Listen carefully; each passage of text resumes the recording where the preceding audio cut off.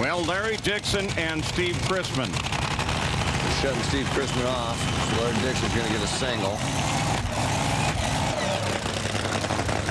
Don't know what the problem is there. Maybe didn't have oil pressure. Something obviously was wrong. But Larry Dixon, I think this is going to be a good test for the racetrack because Alan Johnson and Jason McCullough have had a good handle on this race car. As you go back to Chicago in the final round against Tony Schumacher. Tony had the advantage off the starting line, but I'll tell you what, Larry Dixon was able to drive around, run a great 3:77 elapsed time for him to hoist the Wally.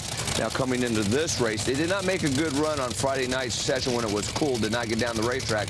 But all the other three runs in the heat, they ran very well. But I think the conditions are probably not quite the same when they were running 383, 385 in the heat. I think Alan Johnson and Jason McCullough probably back it down a little bit, but I believe this will be the test. You know what? It's too bad Chrisman didn't have the shot at him because he beat him in Phoenix. Oh, look at that. Boy, figuring this track out is going to be something. 426, 243-mile-an-hour pass for Larry Dixon.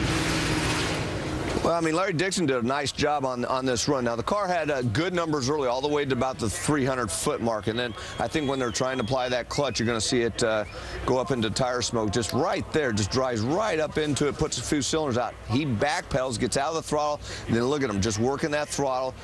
A little bit different than Doug Collette, different style, but it worked just as well, maybe even a little bit better. Larry Dixon makes a run to the finish line under power, and hopefully he's hoping that might get him lane choice, although it doesn't seem like it's a big difference right now.